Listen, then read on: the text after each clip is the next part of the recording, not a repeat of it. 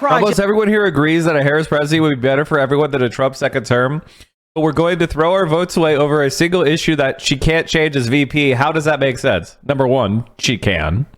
She's not just VP. She's a Democratic nominee for president as of yesterday. So she's not some sort of powerless waif. And if she acts powerless now, she's going to act powerless in January. She has the party behind her. She has the pressure behind her. What she says she needs will go. So I reject your entire premise, number one. Number two, Harris being a better president than Biden will only be true if she delivers now. She needs to show to me that she could deliver. I'm tired of Democrats wringing their hands about how they can't do anything when they are doing things. It's called delivering bombs to Israel. So if Kamala Harris actually represents change, she'll get a ceasefire before the election. Now, preferably. And by the way, this is not just a position that I'm throwing away my vote over a single issue. This is a question of how she will be as a leader, which we don't know. This is a test. If she fails the test, she will lose. And by the way, genocide isn't an issue. It's moral depravity. It's a stain on the human race.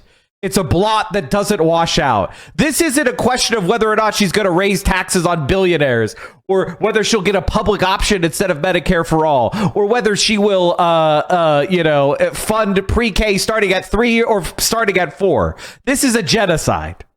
This is not an issue. This is the issue. Whether human beings are equal.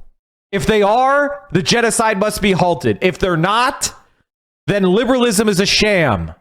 And she's a charlatan, lying about what she believes. So, yeah, no, this is not something that you can ignore. And by the way, anybody telling you to ignore it is an evil person, a selfish person, a sociopathic person. And you should remember who they are. Because if you would let 40,000 Palestinians die so that you could have a slightly more convenient life, there isn't any harm you wouldn't do. For convenience sake. So, if you want Kamala Harris to beat Donald Trump, which I want to, then you'll listen. And you'll end this war. How many more months of revenge does Israel need? How many more children need to be exploded by 2,000-pound bombs? Is there a number? What if it was all 2 million? Would you trade 2 million Palestinians for Kamala Harris's election? Why not 2 million Philadelphians or 2 million Californians or 2 million Puerto Ricans? Why is 2 million Palestinians any different? And I don't even know why you care about the president. If Kamala Harris is powerless, why do you care who wins? It doesn't matter then. It is all written. So if Kamala Harris winning matters, she'll listen. If she doesn't, we'll fight her. If she does, we'll fight for her. So if she fails to get a ceasefire and we succumb to a Trump presidency, that's a shit plan. A nation that does a genocide deserves the scourge, deserves the lash, deserves the bloodshed in its own shores. It deserves the pain. If Kamala Harris is too weak and pathetic, then America deserves what it gets. If Kamala Harris stands up like a leader, I will be proud to support her and endorse her. If she doesn't, we deserve it. So, fuck you. I will never, ever change my mind on this. And it is a thick red line. You'll never convince me. There's nothing you can say. I'm dug in, and I'm never going to change. Now, as I've said before, I will support Kamala Harris wholeheartedly if we get a ceasefire and the Palestinian people are saved. If not, she can fucking die for all I care. And this is most important. If she does get a ceasefire, she will win harder. It will be good for her electorally. There's already a pro-Netanyahu party. It's called the Republican Party. It requires. And by the way, as I've said before, I want to be able to support Kamala Harris and Tim Walz.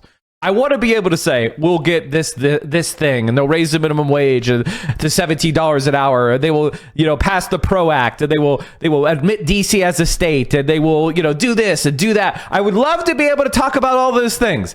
But I'm not going to talk about those things and ignore a genocide. I'm not going to ignore millions of people starving to death and being traumatized and being brutalized and being collectively punished and being raped and have my tax dollars fund it. There is no way, no how, I am not going to change. And if you can change, if you can ignore that, then you're scum. You are evil. You're the problem with you should never ask why the world is so fucked up again. The answer is you. You're why the world is fucked up. You're why there's evil in the world. You're why there's genocides in the world. Because you're willing to let that happen for your own fucking political games. You coward. You're the fucking problem. You're the evil bastard. I'm not going to do that. I have a very simple demand. Treat human beings like human beings.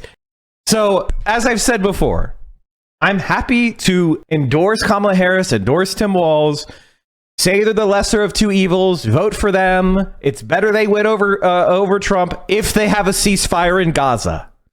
That is my major demand. They've done a lot of things that I agree with. Picking Tim Walz is a good decision. Talking about unions is a good decision.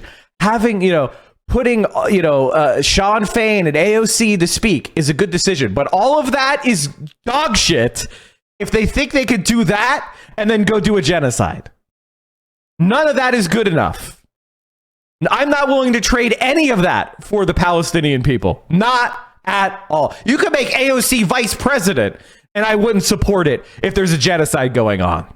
What could she do as a VP to get a ceasefire aesthetically, realistically? Call Joe Biden up and say she's going to publicly call for him to be removed with the 25th Amendment. And I will turn the Democratic Party against you. I will spit in your face. I'll call you a lunatic. I will break publicly with you. You don't have any supporters. Nobody cares about you. You'll be cursed in history as a genocide Joe. And if I win the election, I'll turn you over to the fucking International Criminal Court. If you don't think there's any fucking threats that Kamala Harris can make to Joe Biden, the fucking loser that we just chased out of the race, you're out of your fucking mind. He couldn't even get the nomination that he won because we all thought he was a fucking loser. The idea that Kamala Harris cannot call up Joe Biden to be like, we need to get a ceasefire. And by the way, I happen to think she already is doing that because she recognizes exactly what I'm saying. That if she gets a ceasefire in Gaza, she'll win in a landslide. And if she doesn't, she might lose. She already agrees with that. And by the way, how do I know that? Because it's logic. She doesn't care about Israel. She's an opportunistic politician. She clearly sees that her the number one issue that people are mad at her about is fucking Gaza. They all get it. They're not confused. Every single Democratic politician who's not a Zionist freak, meaning literally AIPAC freak, is looking at the same situation and going, we need to get a ceasefire. Yeah, they take money from AIPAC. Yeah, they're corrupt. But every single one of them says, this money is usually free money, but this time it's hurting me. They all get it. They're not fucking confused.